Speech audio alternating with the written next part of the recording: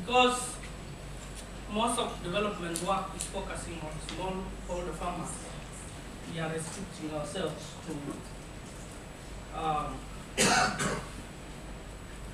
this kind of chain where we have small scale farmers or producers in the middle who have interactions between buyers of their produce and suppliers of their inputs. And therefore we will try to demystify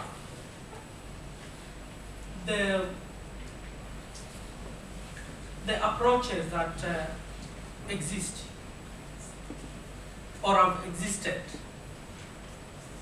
and the direction that we want the systems to take so that smallholder farmers can benefit from those relationships.